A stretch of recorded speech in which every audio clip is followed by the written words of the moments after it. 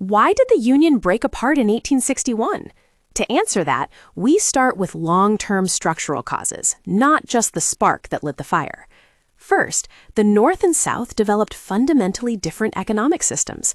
The North moved toward industrial capitalism and free labor, while the South depended on plantation agriculture powered by enslaved labor. Because slavery was both property and political power, every new territory raised the same question: would it strengthen free labor or slaveholding interests? Second, the Constitution left dangerous ambiguity over federalism. It recognized slavery without resolving who controlled it in the territories or whether states could leave the Union.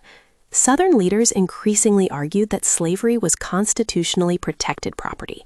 John C. Calhoun made this explicit in his defense of slavery as a positive good, turning compromise into a threat to Southern rights rather than a solution. Third, political compromise itself broke down. The Wilmot Proviso, though it failed, showed that expansion made slavery unavoidable in national politics. Popular sovereignty was supposed to diffuse the issue, but in Kansas, it produced fraud and violence instead. Bleeding Kansas demonstrated that democratic processes could not contain sectional conflict. At the same time, the party system collapsed. The Whig Party, which had once bridged sectional divides, shattered under the weight of slavery. In its place rose the Republican Party, a sectional party committed to stopping the expansion of slavery.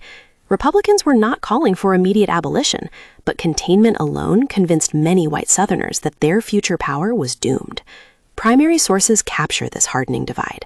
In his House Divided speech, Abraham Lincoln warned that the nation could not endure permanently half slave and half free. Calhoun, decades earlier, had already rejected that premise entirely.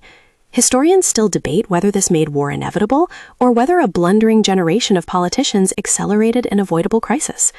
DBQ question: to what extent did the failure of political compromise between 1846 and 1860 cause the Civil War, compared to deeper structural conflicts over slavery, economy, and federalism?